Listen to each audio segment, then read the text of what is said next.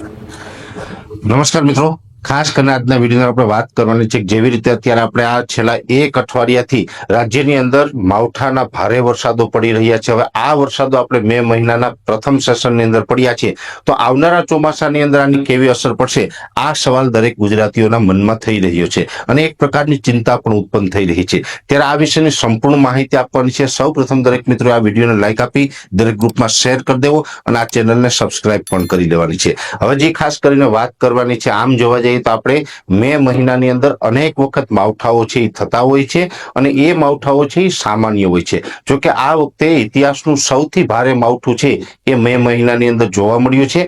સામાન્ય રીતે મે મહિનામાં જે માવઠાના ઝાપટા પડતા હોય એની જગ્યાએ અત્યારે આપણે 2 ઇંચથી લઈને 4 ઇંચ અને આઇસોલેટેડ એરિયાની અંદર 7 થી 8 ઇંચ સુધીના વરસાદો પણ નોંધાયા છે. તે એક પ્રકારે એટલું કહી શકાય કે ઇતિહાસનું સૌથી ભારે માવઠું છે. હવે ખાસ કરીને આ જે માવઠાની અસર છે એ ચોમાસા ઉપર પડશે કે કેમ તેની વાત કરવા જઈએ તો આમ તો આ જે માવઠું બન્યું હતું, આ માવઠું જે આવ્યું એની અંદર જે સાયક્લોનિક સર્ક્યુલેશન પાકિસ્તાનના બલુચિસ્તાન અને જે સિંધ પ્રાંત ઉપર બન્યું હતું અને એ સાયક્લોનિક સર્ક્યુલેશન ગુજરાત ઉપરથી પસાર થયું, જેને કારણે આ માવઠું આવ્યું હતું. આ સાયક્લોનિક સર્ક્યુલેશન હતું એને અરબ સાગરમાં જે એક એન્ટી સાયક્લોન હતું એનો ભેજ મળ્યો છે એટલે અરબ સાગરમાં પણ ઉત્તર તરફનો જે પાર્ટ છે ત્યાંથી ભેજ મળી અને આ સાયક્લોનિક સર્ક્યુલેશન બન્યું હતું ને એને કારણે માવઠું થયું છે.